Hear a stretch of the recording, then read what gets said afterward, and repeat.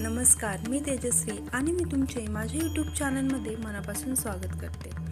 आज आहे दीप अमावस्या, यालाच आषाढी अमावस्या देखील म्हणतात। आजच्या दिवशी दिव्यांचे पूजन केले जाते।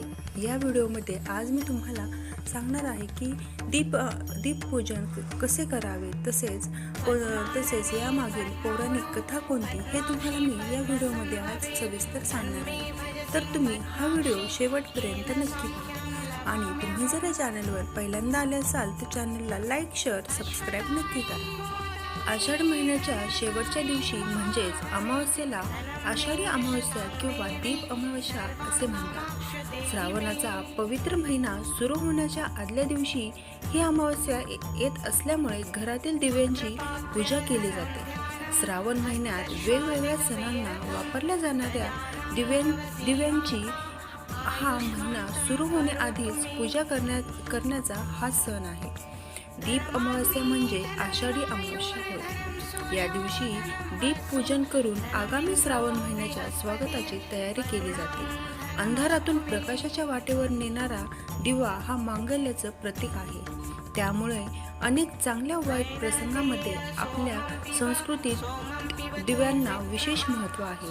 मांगल्य, समृद्धी आपल्या आयुष्यामध्ये नांदावी या प्रेरणेने आषाढ महिन्याच्या शेवटच्या दिवशी दीप पूजन करून दीप अमावस्या साजरी केली जाते। आषाढानंतर श्रावण या हिंदू धर्मीयांच्या अत्यंत पवित्र समजले जाणाऱ्या महिन्याची सुरुवात होते। पावसाळ्यात कमजोर झालेल्या प्रजनन क्रियेला देखील चालना देण्यासाठी, मजबूत करण्यासाठी ही दीप अमावस्या दिव्यांच्या माध्यमातून प्रेरणा देऊन जातात। दीप अमावस्येचे महत्त्व आपण सविस्तरपणे जाणून घेऊया। दीप पूजन, दीप म्हणजेच दिवा। दीप अमावस्येच्या दिवशी दिव्यांची पूजा केली जाते। घरातील सर्व दिवे स्वच्छ धुवून त्यांची पूजा केली जाते। या दिवशी दिवे लावणे अत्यंत शुभ मानले जाते।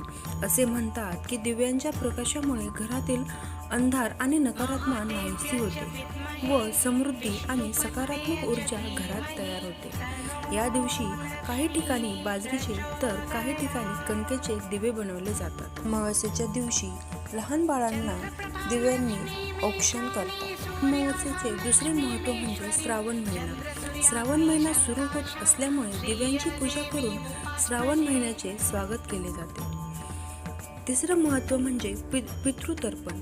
दीप अमावस्या हा पितृतर्पण म्हणजेच पितरांसाठी देखील एक उत्तम दिवस आहे। या दिवशी पितरांची पूजा केली जाते आणि त्यांना नैवेद्य अर्पण केले जाते।